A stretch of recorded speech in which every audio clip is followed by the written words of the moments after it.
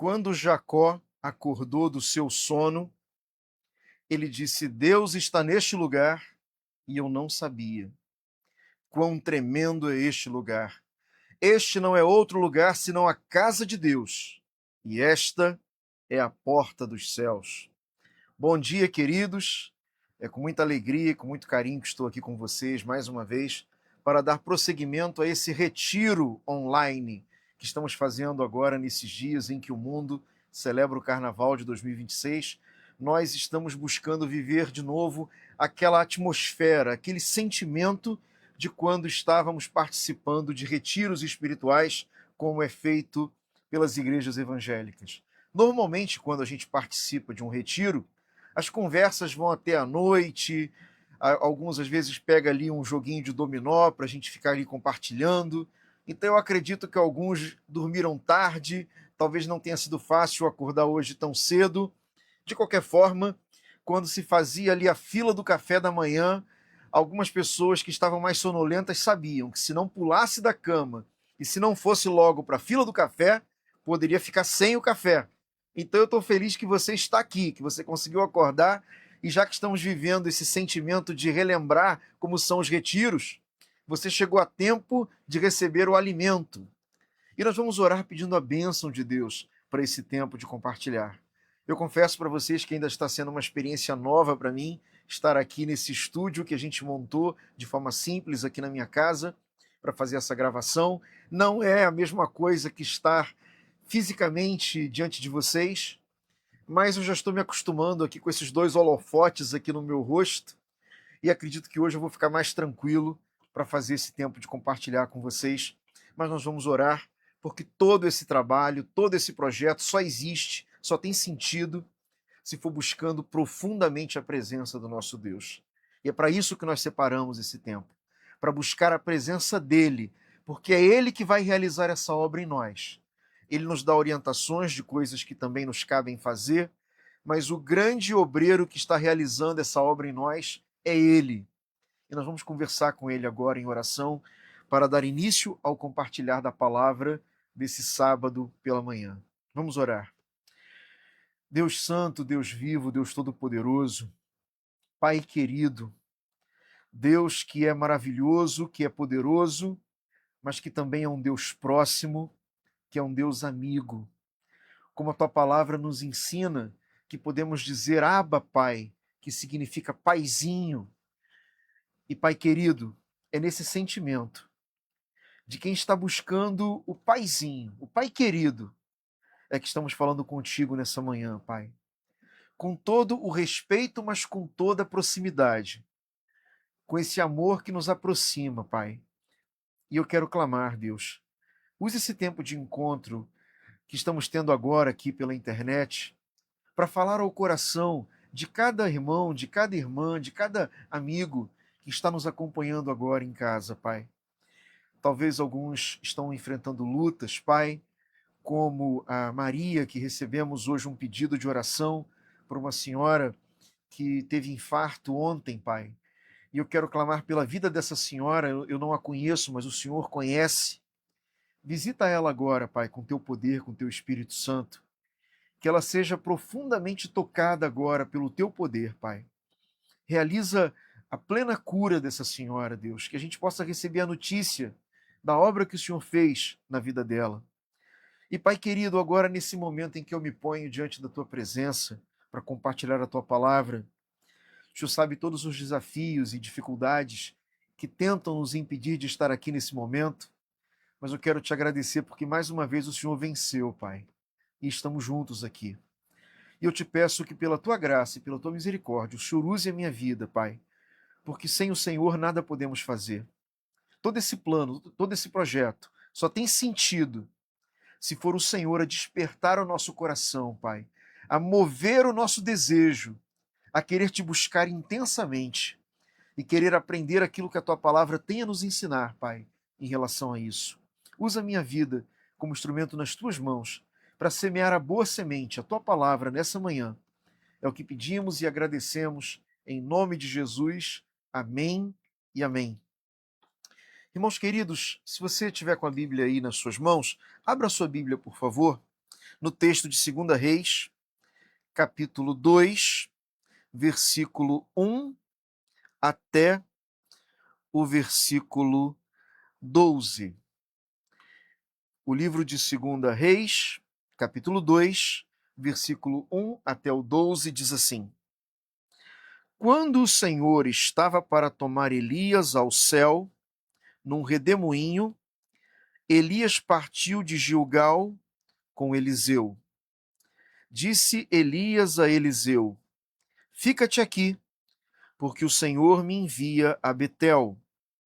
Eliseu, porém, disse: Vive o Senhor, e vive a tua alma, que não te deixarei. E assim desceram a Betel. Então os filhos dos profetas que estavam em Betel saíram ao encontro de Eliseu e lhe disseram: Sabes que o Senhor hoje tomará o teu senhor por sobre a tua cabeça? Ele disse: Sim, eu sei, calai-vos. E Elias lhe disse: Eliseu, fica-te aqui, porque o Senhor me envia a Jericó. Ele, porém, disse: Vive o Senhor, e vive a tua alma, que não te deixarei. E assim vieram a Jericó. Então os filhos dos profetas que estavam em Jericó se chegaram a Eliseu e lhe disseram: Sabes que o Senhor hoje tomará o teu senhor por sobre a tua cabeça? E ele disse: Sim, eu sei, calai-vos. E Elias lhe disse: Fica-te aqui, porque o Senhor me envia ao Jordão. Mas ele disse: Vive o Senhor, e vive a tua alma, que não te deixarei. E assim, ambos foram juntos. E foram 50 homens, dentre os filhos dos profetas, e pararam defronte deles, de longe. E eles dois pararam junto ao Jordão. Então Elias tomou a sua capa e, dobrando-a, feriu as águas, as quais se dividiram de uma a outra banda, e passaram ambos a pé enxuto. Havendo eles passado, Elias disse a Eliseu: Pede-me o que queres que eu te faça, antes que seja tomado de ti. E disse Eliseu: Peço-te que haja sobre mim dobrada porção de teu espírito. Respondeu Elias: Coisa difícil pediste. Todavia, se me vires quando for tomado de ti, assim se te fará. Porém, se não, não se fará. E indo eles caminhando e conversando, eis que um carro de fogo com cavalos de fogo os separou um do outro. E Elias subiu ao céu num redemoinho. O que vendo Eliseu clamou: meu pai, o carro de Israel e os seus cavaleiros! E não o viu mais. Pegou então nas suas vestes e as rasgou em duas partes. Só até aí. Vamos orar mais uma vez? Pai querido, eu li a tua palavra e é na dependência plena do teu poder, do teu amor e do teu Espírito Santo que eu me coloco agora nas tuas mãos para semear a tua palavra para os meus irmãos, Pai. Não confiando em capacidade humana, mas confiando no teu poder de falar através de mim ao coração daqueles que agora nos assistem. É o que eu te peço e te agradeço em nome de Jesus. Amém e amém. Queridos, nós estamos aqui vivendo um momento de retiro online, dando a chance de você que não teve a oportunidade de viajar para estar junto com a sua igreja num retiro espiritual, compartilhar conosco aqui uma série de mensagens, se sentindo como se estivesse num retiro mesmo. E dentro desse propósito, já desde ontem à noite, nós começamos a tratar do seguinte tema: eu quero ser um templo do Espírito Santo. Eu quero ser um templo do Espírito Santo.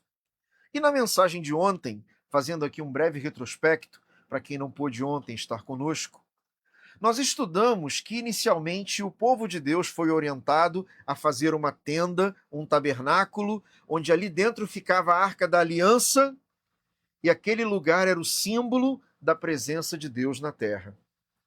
Passa aquele momento, Davi tem o desejo de construir uma casa de madeira, uma casa de cedro, para colocar ali a arca de Deus, porque ele diz: a minha casa é uma casa super confortável e a arca do meu Deus está debaixo de uma tenda. E ele entendeu que isso não estava correto. E ele planejou fazer um templo, e Deus não deixou ele fazer, porque as mãos de Davi, nas muitas guerras que ele participou, já haviam derramado muito sangue. E Deus disse: Salomão, seu filho, é que vai fazer esse templo para mim. E Salomão fez uma obra maravilhosa, uma obra muito bem feita, uma obra muito bem ornamentada.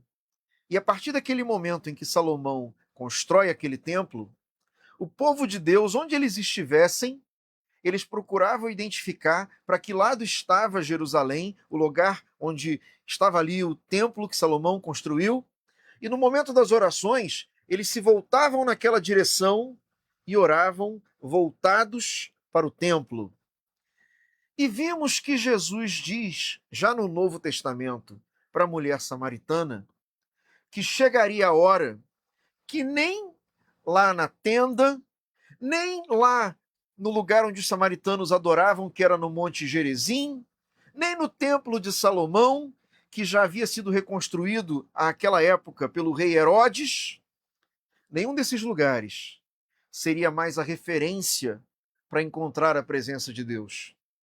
A partir daquele momento, a referência, o lugar onde Deus queria habitar, era no coração de cada um dos seus servos, no coração e na vida de cada um daqueles que crê em Jesus como seu Senhor e Salvador. E Jesus ainda diz no Evangelho de João de maneira muito clara que o Espírito Santo, que já estava ali entre eles, passaria a habitar dentro de cada um deles. Jesus ainda disse: eu e o Pai viremos a ele, àquele que crê, e faremos nele morada. Então, a partir daquele momento, o coração de cada servo de Deus, de cada serva de Deus, se transformou no endereço do Espírito Santo. Hoje, se você já entregou a sua vida a Jesus como Senhor e Salvador, o Espírito Santo de Deus habita em você. É uma promessa da palavra de Deus de que isso aconteceria. Mas alguns daqueles que estão agora aí me assistindo estão pensando assim: mas pastor, como que o Espírito Santo habita na minha vida se eu não sinto isso? Como que o Espírito Santo está habitando na minha vida se eu não percebo isso e, ao contrário, eu tenho me sentido até fraco, triste, desanimado, estou cheio de problemas, perdi minha alegria ou estou com a minha alegria de viver profundamente abalada? Como é que eu junto essas peças da promessa de Jesus de que o Espírito Santo estaria em nós e essa vida às vezes aflita, conturbada, angustiante que nós temos, em que nós não sentimos essa presença do Espírito Santo em nós? É sobre isso que nós vamos tratar. Essa é a série de mensagens do Retiro Online desse ano. Então, na mensagem anterior, você entendeu que havia esse propósito, havia essa promessa de que o Espírito Santo habitaria em nós. Mas ao olhar para a realidade da nossa vida, e principalmente dos nossos sentimentos, constantemente não nos sentimos assim e constantemente não estamos vivendo essa realidade. Então, na verdade, a mensagem vai começar agora. Tudo antes era só preparação, queridos. Agora que você entendeu esse preâmbulo, essa parte inicial, é que a gente vai mergulhar no assunto de hoje. Já que eu falei para vocês que o tema seria esse, do processo que faz a gente viver plenamente a presença do Espírito de Deus em nós, eu quero pegar o exemplo de um jovem que também teve esse mesmo desejo. Um jovem que se tornou auxiliar de alguém que era a referência de um homem de Deus no seu tempo que era o profeta Elias. Eliseu ajudava a família dele a comandar ali uma chácara, uma pequena fazenda, um sítio, e a Bíblia diz que Eliseu ajudava ali os bois a puxarem o arado para preparar a terra para o plantio. E um dia ele estava ali trabalhando na terra com os bois e o profeta Elias se aproxima dele. Era um grande susto, era uma grande surpresa ver aquele grande homem de Deus se aproximando, aquele homem que era uma referência espiritual. Ele chega perto de Eliseu, Eliseu para, e Elias pega a sua capa, o manto com o qual ele cobria as suas vestes, ele tira aquele manto e joga aquele manto em cima de Eliseu. Esse ato de pegar o seu manto, de pegar aquele pano que ele colocava por cima da roupa, me perdoem o exemplo, mas para vocês poderem entender, sabe quando o super-herói tem aquela capa assim para trás? Era mais ou menos isso. Era um pano que cobria a roupa que Elias estava usando, uma espécie de um lençol. Ele pega aquele lençol e joga por cima de Eliseu. E queridos, eu não sei qual foi a cara que Eliseu fez na hora, mas eu imagino, e lá no céu eu vou perguntar para Eliseu, mas eu acho que Eliseu começou a chorar. Porque aquele símbolo que para nós é estranho aqui, naquela época era um símbolo bem conhecido e claramente identificado. Ao jogar aquele pano por cima de Eliseu, Elias estava dizendo: eu escolhi você para ser o meu ajudante e ser o meu sucessor. Eu escolhi você para aprender comigo aquilo que eu tenho vivido com Deus, para que você faça a mesma coisa quando eu partir, orientando o povo de Deus sobre como caminhar com ele. Queridos, a Bíblia diz que a emoção de Eliseu foi tão grande que ele procura o seu pai e a sua mãe para se despedir, mas também para pedir permissão para fazer uma grande festa. E a Bíblia diz que, inclusive, ele desmonta os aparelhos que estavam sobre os bois, que eram usados para arar a terra, e faz ali uma fogueira, e daqueles bois ele mata alguns para fazer ali um churrasco, chama toda a sua família, chama os seus conhecidos, para celebrar essa imensa alegria de ter sido escolhido para ser o sucessor do profeta Elias e para continuar a obra do profeta Elias. Mas antes de ser alguém semelhante a Elias, Eliseu, o jovem agricultor, o jovem que tomava conta da fazenda ali, ajudando na sua casa, teria que passar por um preparo. E durante muitos anos ele vai ser aquele que joga a água nas mãos de Elias. Ou seja, aquele que o ajudava, quase como se fosse um empregado particular. Ele tinha que aprender primeiro a servir, para que depois ele tivesse oportunidade de liderar. E ele vai ficar alguns anos ajudando o profeta Elias e indo com Elias aonde Elias ia, porque ele estava em treinamento, ele estava sendo preparado.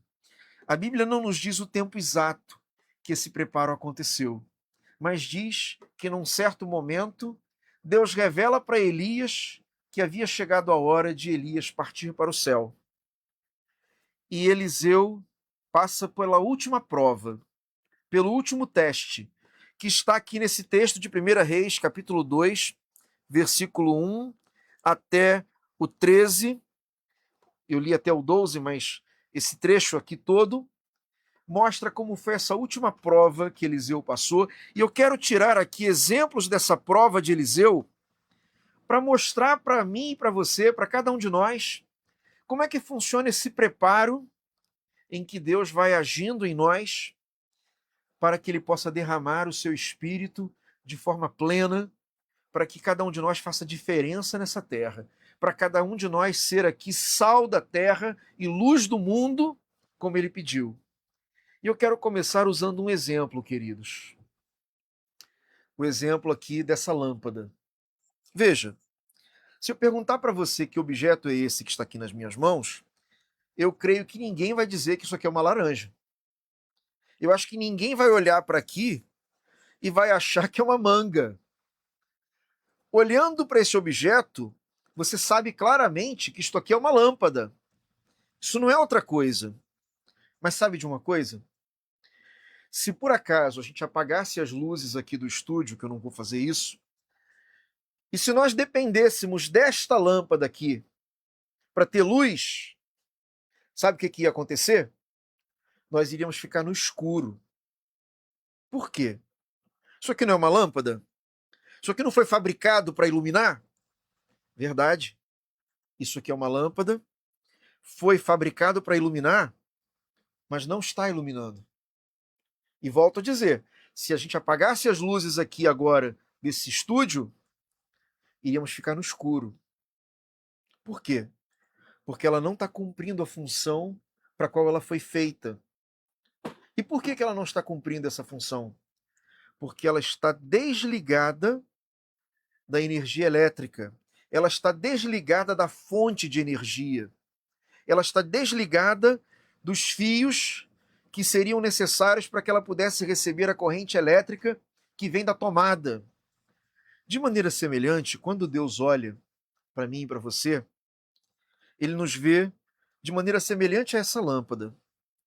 Quando você se converteu, quando você recebeu Jesus como Senhor e Salvador da sua vida, Deus te transformou em algo semelhante a essa lâmpada que está feito para brilhar.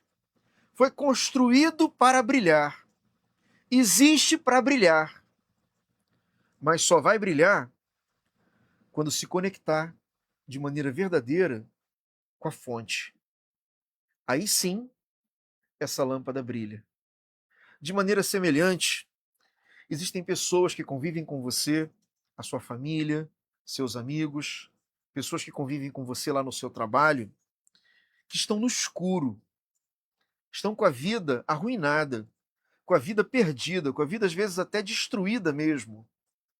E você, como servo de Deus, como serva de Deus, que está lá, que convive com essas pessoas, você deveria ser a lâmpada acesa de Deus, com o brilho da presença de Deus iluminando através de você, para fazer a diferença entre essas pessoas que convivem com você. Mas quando a sua luz está muito fraquinha, ou quando ela até está apagada, porque você, devido a lutas, problemas, foi enfraquecendo no seu relacionamento com Deus, na sua comunhão com Deus, você não consegue cumprir a sua função de ser luz do mundo.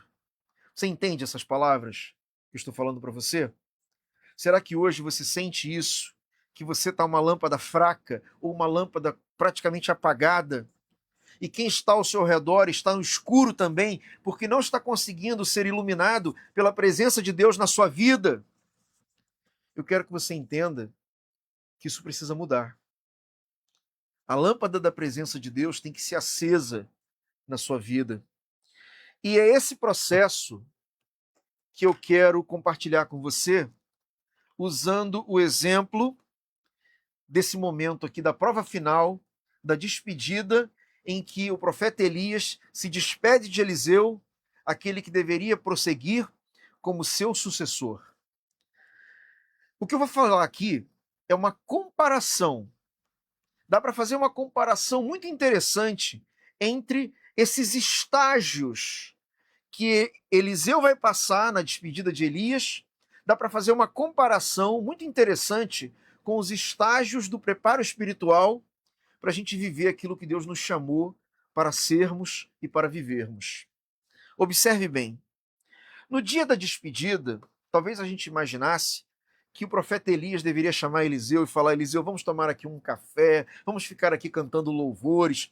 Hoje o Senhor Deus vai me levar para o céu, você vai dar continuidade ao trabalho, vamos fazer aqui uma festa. Mas não foi isso que aconteceu. Deus já havia revelado também para Eliseu que aquele seria o dia da despedida. E olha só o que é que o profeta Elias diz para Eliseu. Versículo 2. 2 Reis, capítulo 2, versículo 2. Diz assim: Disse Elias para Eliseu: Fica-te aqui, porque o Senhor me envia a Betel.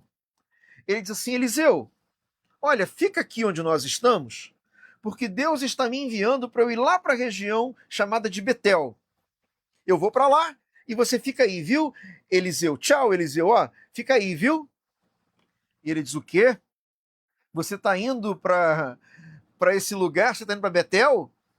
Pois eu vou com você de qualquer maneira, eu vou com você de qualquer jeito.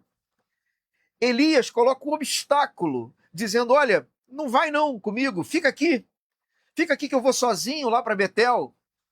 Parece até que ele está querendo que Eliseu não vá. Mas na verdade não é isso. Não é isso não? Não, não é. O que está acontecendo ali? Elias está colocando à prova qual é o tamanho da vontade de Eliseu de segui-lo e de realizar aquilo que Deus o chamou para que ele tivesse que viver.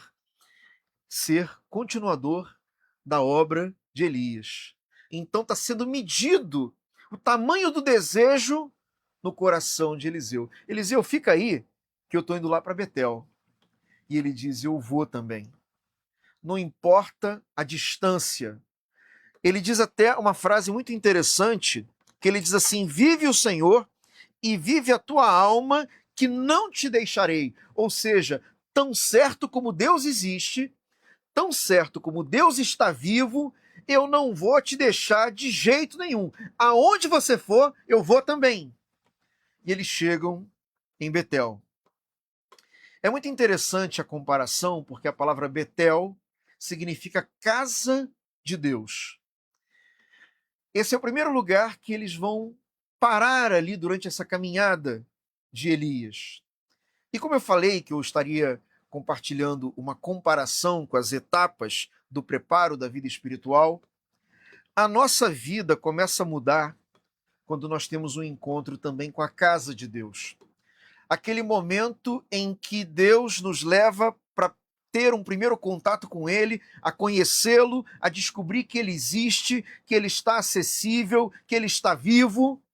E muitos vão ter esse encontro visitando uma igreja e ouvindo ali pela primeira vez a palavra de Deus. É verdade que outras pessoas conhecem a Deus através do evangelismo pessoal, através de uma conversa informal, até fora de um ambiente de igreja. Mas a casa de Deus aqui está simbolizando, nesse exemplo, esse primeiro contato que você tem com a palavra de Deus, com a presença dele, em que você vive essa entrega de vida para ele. É o momento em que você começa a caminhada com Deus. Então você estava ali sem rumo, perdido na vida. Num determinado momento, a existência de Deus, a presença dele se torna clara para você. É o seu momento de Betel, é o seu momento de casa de Deus, de contato com ele. Essa é a primeira etapa. Queridos, eu acho maravilhoso frequentar uma igreja quando ela é uma igreja bíblica, quando ela é uma igreja saudável, quando ela é uma igreja em que a palavra de Deus é pregada de maneira verdadeira, de maneira fiel. Isso é maravilhoso. Só que nessa caminhada que a gente tem, quando começa a frequentar a igreja, a gente vai descobrir que a igreja é um grande hospital. E, na verdade, é assim que ela tem que ser. Porque a igreja existe para reunir pessoas e pregar a palavra de Deus, para que haja transformação de vidas. E dentro da igreja você vai encontrar pessoas que já foram tratadas por Deus, que já foram curadas, mas você vai encontrar muitas pessoas que estão em processo de mudança, em processo de transformação. E vai encontrar também muitas pessoas doentes. E quando você começa a conviver dentro de uma igreja, e você começa a conviver com algumas pessoas dentro da igreja que ainda não foram transformadas, isso às vezes pode nos machucar e nos ferir profundamente. Muita gente abandonou a caminhada da fé porque se decepcionou com pessoas dentro da igreja, às vezes até com pessoas da liderança. E muitos abandonam a caminhada depois de um tempo frequentando a igreja. Veja, queridos, a igreja, como eu disse, é um lugar de pessoas imperfeitas. E você vai encontrar coisas maravilhosas na igreja, mas também vai encontrar pessoas que ainda não foram totalmente transformadas e que ainda trazem muitos vícios daquilo que veio do mundo junto com elas. Só que a nossa tarefa quando nós estamos frequentando a igreja não é de lutar contra esses que estão vivendo dessa forma.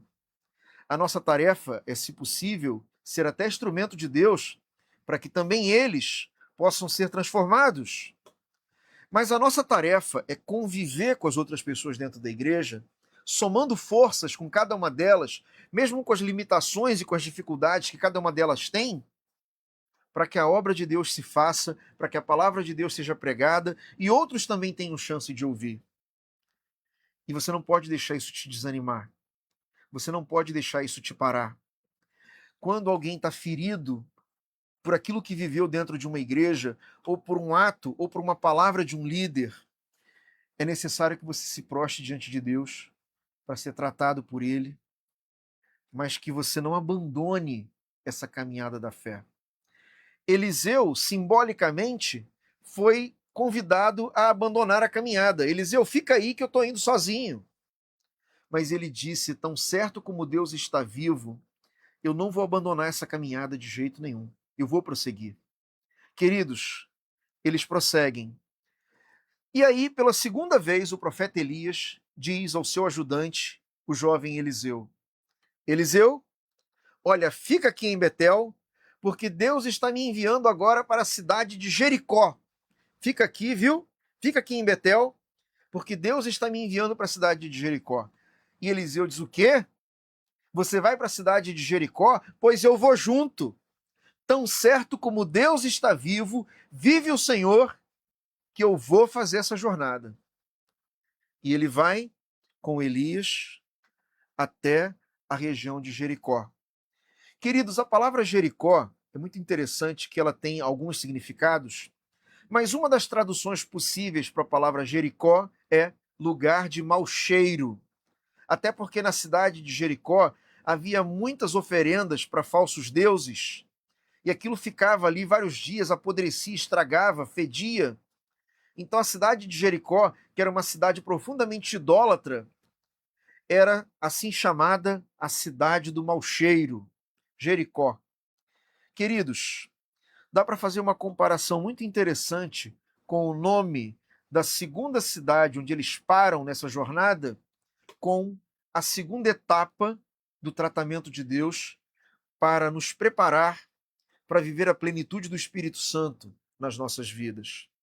Nessa segunda etapa do lugar de mau cheiro, conforme você prossegue na sua caminhada com Deus, Deus começa a te mostrar coisas mal cheirosas que estavam na sua alma e que estavam no seu coração. Deus começa a te mostrar lixos que você estava carregando e que te atrapalham, que te impedem de viver um relacionamento pleno com Deus e ser um homem ou uma mulher cheia do Espírito Santo. Queridos, quando Deus começa a nos mostrar esses erros, esses pontos que precisam ser tratados, e é muito importante que você comece a ler a Bíblia, comece a conhecer a Bíblia, porque a Bíblia, ela precisa ser a nossa referência, inclusive quando tratamos de pecados que precisam ser tratados, a Bíblia é clara e é completa. Tudo aquilo que desagrada a Deus já está listado na Bíblia. Eu não preciso inventar itens novos da minha cabeça ou do meu sentimento para colocar aqui. Como também não posso retirar do que está aqui absolutamente nada. A Bíblia, ela tem que ser a nossa referência. Mas, queridos, conforme Deus vai mostrando coisas que estão na sua vida, que cheiram mal diante de Deus, coisas que precisam ser tratadas, precisam ser lavadas, Deus vai te conduzir em um processo de santificação. É muito interessante, queridos, que a santificação, ela é um processo que às vezes se torna um processo circular. Como assim? O que é um processo circular?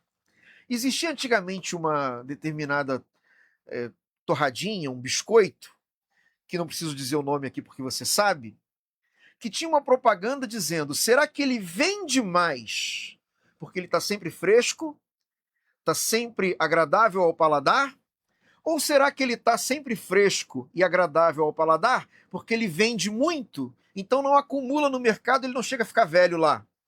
O biscoito está sempre fresquinho porque ele vende mais, ou ele vende mais porque ele está sempre fresquinho? Ou seja, em relação à santificação, também tem essa mesma dupla preocupação. Será que eu preciso primeiro me santificar e abandonar todos os meus pecados para eu conseguir ter comunhão com Deus? Ou será que primeiro eu busco a comunhão com Deus para depois eu ter forças, para depois eu ter vontade de abandonar os meus pecados? O que começa? O que inicia esse processo? Será que primeiro eu tenho que me santificar para depois conseguir buscar a Deus? Ou será que eu tenho que primeiro buscar a Deus para depois eu conseguir me santificar? Veja, essa é uma pergunta muito interessante, porque na verdade essa comunhão plena com o Senhor, ela depende sim de um propósito de purificação, de santificação, de abandono de pecados. Deus é um Deus santo, Deus é um Deus puro.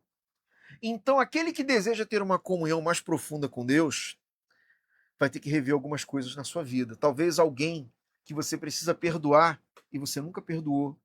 E essa mágoa está aí dentro da sua alma como um lixo mal cheiroso que te atrapalha no seu relacionamento com Deus.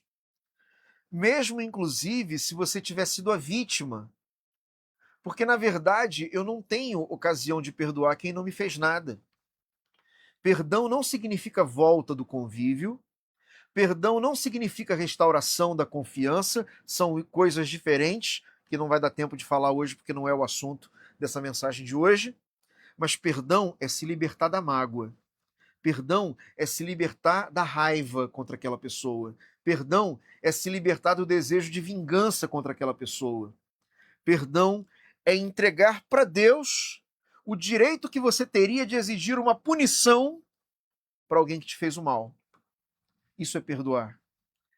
A diferença entre o perdão concedido para o perdão não concedido, eu quero te ensinar um teste para você descobrir se tem alguma pessoa que você precisa perdoar. Se tem alguma pessoa que quando você lembra dela ou dele, você sente que isso dói fundo na sua alma, é porque não houve ainda o perdão.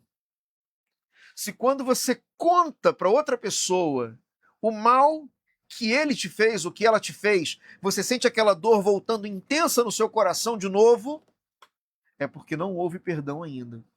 A diferença entre o perdão concedido para o perdão não concedido é a mesma diferença entre uma ferida aberta e uma cicatriz.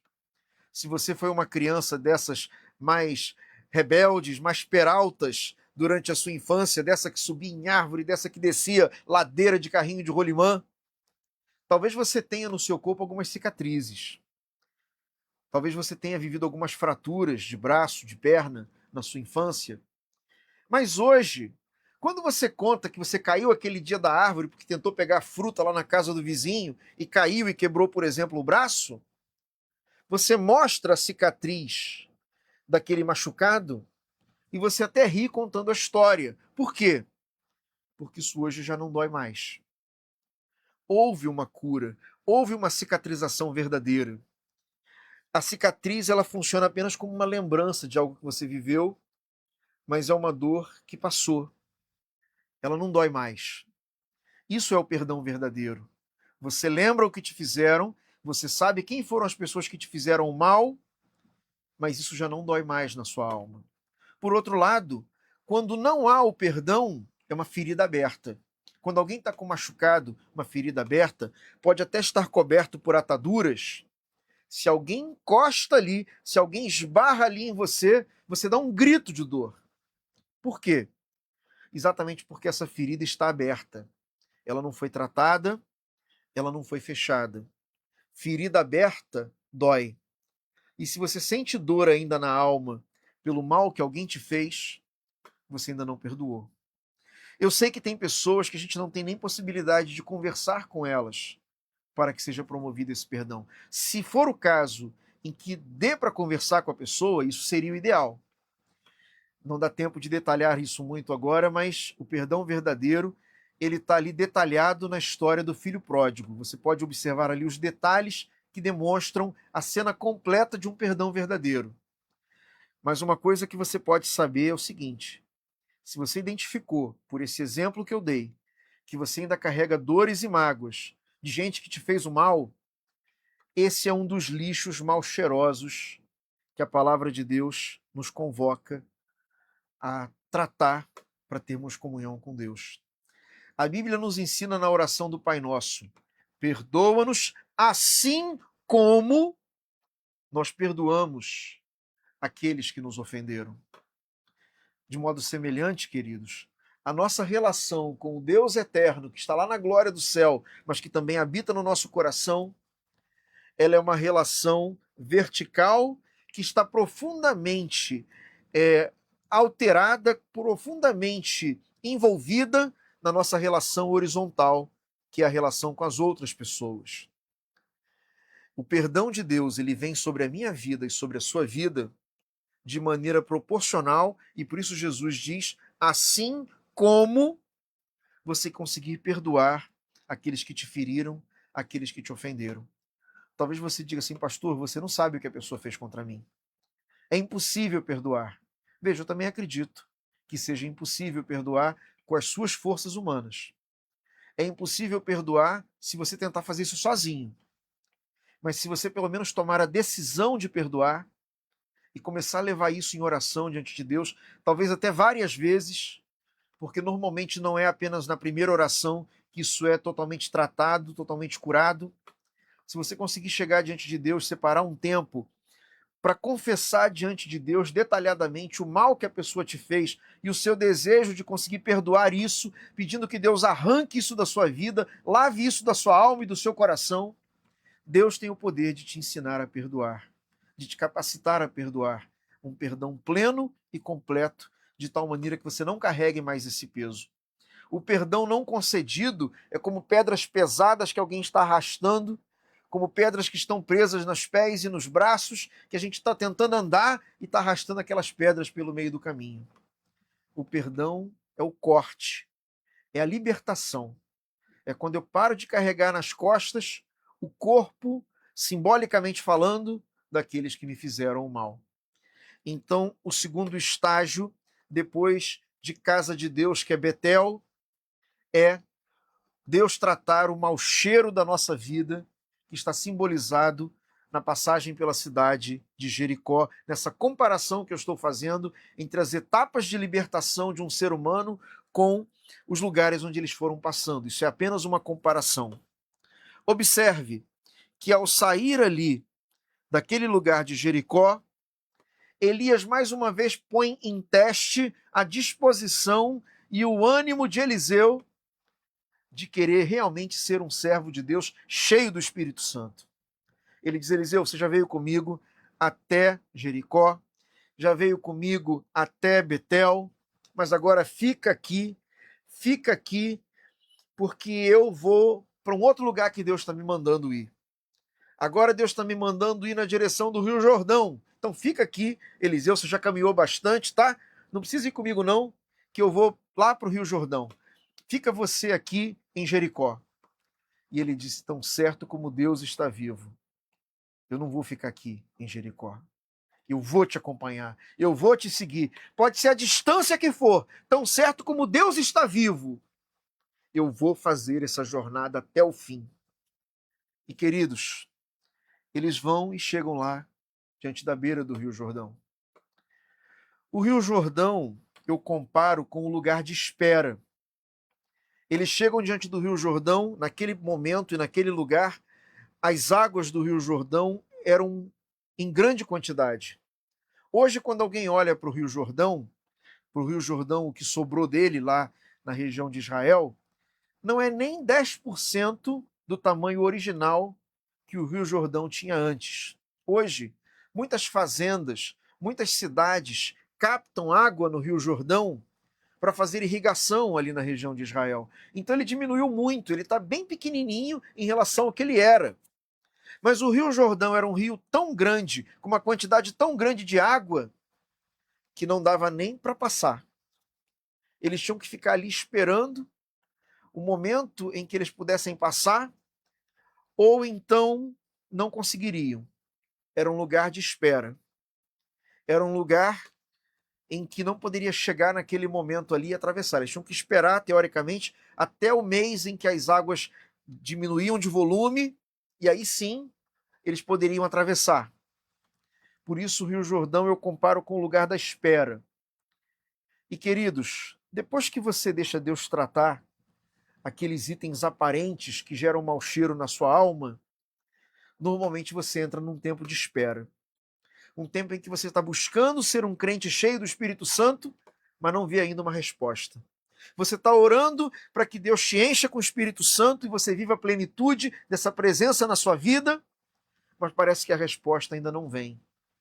Do mesmo modo como Eliseu foi testado, nós somos colocados em teste também, queridos, para ver se essa busca, que aparentemente não tem resposta num primeiro momento, vai nos levar a desistir e dizer, olha, eu busquei tanto a presença de Deus e não vi mudança nenhuma, não senti nada de diferente, acho que eu vou abandonar isso, vou desistir disso. Eu acho que Deus não quer me encher com seu Espírito Santo.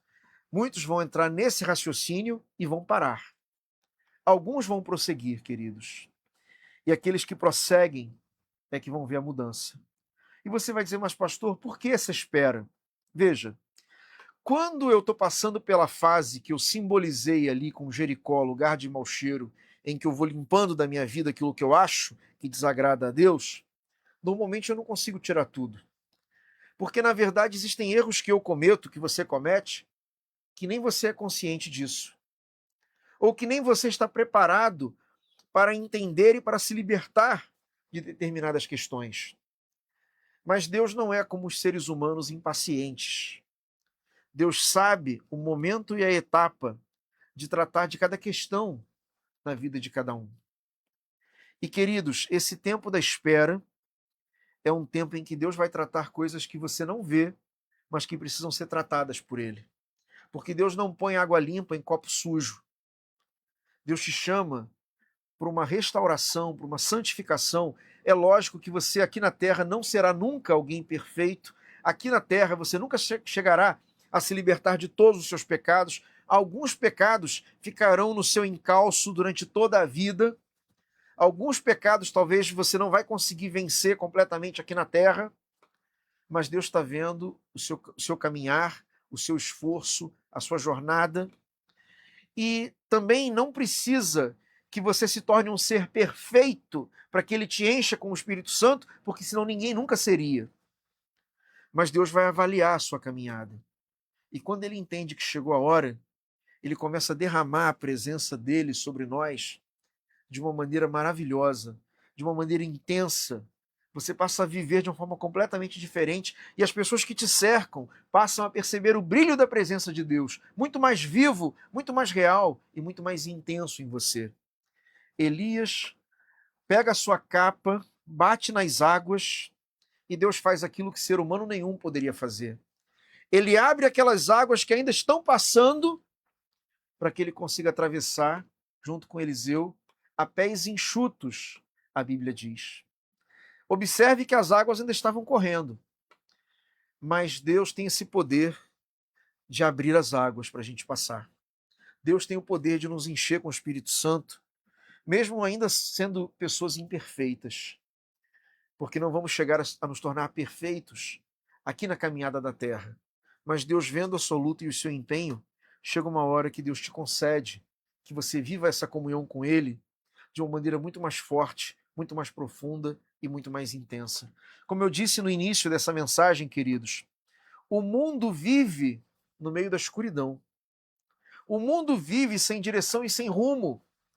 E Deus está procurando. A Bíblia diz que os olhos do Senhor passeiam pela terra, procurando aqueles que serão os verdadeiros adoradores. Lá no Evangelho de João, a Bíblia diz isso. Deus é espírito e importa que os seus adoradores o adorem em espírito e em verdade, porque o Pai procura a tais que assim o adorem. Eu queria que você soubesse que Deus está te procurando hoje de manhã. Deus está à procura de você. E foi por isso que Deus te fez você assistir essa mensagem hoje. Porque Deus deseja realizar uma obra, é na sua vida, te preparando para viver essa comunhão com Ele de maneira muito mais plena e muito mais frutífera do seu caminhar na presença de Deus. E, queridos, essa é a segunda mensagem, essa é a segunda etapa do nosso retiro online. Nós vamos fazer uma oração em que vamos consagrar a Deus esse propósito e logo a seguir vamos receber a bênção final. Abra o seu coração para orarmos juntos nesse momento. Deus querido, o Senhor está vendo cada uma das pessoas que estão acompanhando essa mensagem, essa pregação, essa live. E eu te louvo porque através do teu poder, Pai, com a inteligência que o Senhor deu ao ser humano para realizar essa tecnologia, eu posso estar agora falando com pessoas que eu nem sei quem são, nem imagino onde é que elas estão, mas pela inteligência que o Senhor deu ao ser humano, Pai, a minha voz pode chegar agora a lugares que eu nem imagino e a pessoas que eu nem imagino que podem estar me ouvindo nesse instante. E, Pai, se a minha voz, que sou um humano, falho e pecador, consegue ser ouvida por essas pessoas, Pai, que agora nos acompanham em diferentes lugares, muito maior é o teu poder de se fazer ouvir por cada uma das pessoas que estão aqui nos acompanhando, Pai. Por isso eu te peço, tira, Pai, as cortinas dos nossos olhos e do nosso coração, para que cada um dos que estão aqui participando dessa live, Pai, consiga agora ser tocado pela tua presença, pelo teu poder, pelo teu Espírito Santo, que do mesmo modo como Eliseu foi posto à prova, para que ele pudesse revelar qual era o tamanho do desejo dele de crescer espiritualmente, qual era o tamanho do desejo dele de ser cheio do Espírito Santo, Pai. Que todos aqueles que estão acompanhando essa live não desistam e não desanimem, Pai. Que eles agora, Pai, entendam que existe esse processo e que eles coloquem esse pleno propósito no coração de buscar a Tua presença todos os dias, intensamente, para que venha sobre nós, Pai, esse nível mais profundo de comunhão e de relacionamento contigo, Pai. Queremos ser sal da terra, queremos ser luz desse mundo, queremos viver de verdade como templos do Teu Espírito Santo, para que aquelas pessoas que nos cercam, que estão tristes, que estão feridas, possam se aproximar de nós e encontrar em nós o reflexo da Tua presença, Pai. Como um espelho que reflete a luz do sol, queremos, Pai, ser cheios do Teu Espírito Santo, para refletir a Tua luz e a Tua presença para aqueles que estão na escuridão ao nosso redor. Porque precisamos primeiro estar fortalecidos no Senhor para podermos ser instrumentos, Pai, para ajudar outros que estão também enfraquecidos, Senhor querido. E clamamos que o Senhor nos ajude nessa jornada de busca da Tua presença e de fortalecimento, Pai. Abençoa essa série de mensagens que estão tratando desse tema e que cada um daqueles que estão nos assistindo, Pai, possam viver momentos muito especiais contigo ainda hoje, possam separar um tempo de oração especial e viver momentos contigo ainda hoje, Deus. Porque, na verdade, o culto não acaba quando nós encerrarmos essa live. O culto precisa prosseguir nas nossas vidas, Pai. E clamamos que seja realmente assim. Que o Senhor conclua o tratamento que está realizando na vida de cada um de nós, Pai, nos trazendo mais para perto do Teu coração, para sermos homens e mulheres de Deus, cheios do Espírito Santo. É o que pedimos e agradecemos em nome de Jesus. Amém e amém. Irmãos queridos, eu tenho uma breve palavra para vocês antes de recebermos a bênção final. É uma breve mensagem. Na verdade, a pregação ela encerrou já, mas eu quero falar com alguns amigos que têm me perguntado, algumas pessoas que já acompanham o meu trabalho há algum tempo. E nesse momento da minha vida, o meu trabalho está se focalizando através da internet.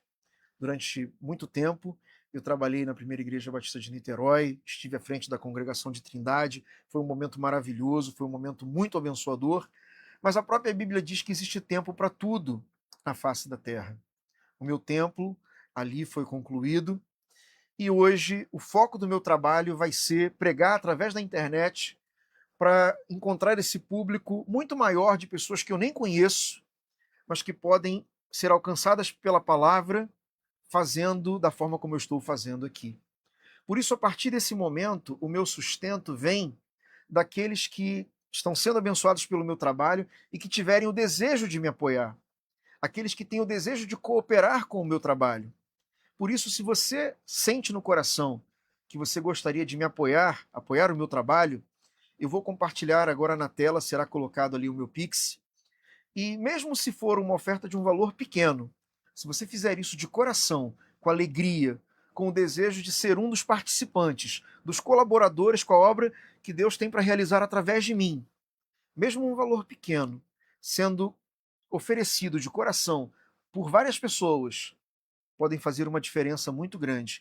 Então, o meu Pix é 070 765 52779. Eu vou falar mais devagar. Se você quiser anotar, pega aí um papelzinho, pega aí uma caneta, porque mesmo um valor pequeno vai ser algo profundamente abençoador para mim e para minha mãe, se você desejar fazer isso de coração. É 070 765 52779. Que Deus, de forma multiplicada, abençoe aqueles que desejarem me apoiar nessa nova etapa do meu trabalho. Vamos receber a bênção final. Que o Senhor esteja à tua frente para te mostrar o caminho certo. Que o Senhor esteja ao teu lado para te abraçar e te proteger. Que o Senhor esteja atrás de ti para evitar que homens maus e perversos te armem ciladas. Que o Senhor esteja junto de ti para te amparar quando caíres. Que o Senhor esteja dentro de ti para te consolar quando estiveres triste. Que o Senhor esteja acima de ti para abençoar-te e para fazer o que está além das tuas forças. Que assim te abençoe e te proteja o misericordioso Deus Pai, Filho e Espírito Santo, que te envia agora para transformar o mundo, em nome de Jesus. Amém e amém. Queridos, hoje, 5 horas da tarde, se Deus quiser, pela graça dele, estaremos juntos para dar continuidade a essa jornada. Um dia abençoado na presença de Deus para todos. Um grande abraço, fiquem todos na paz. Amém.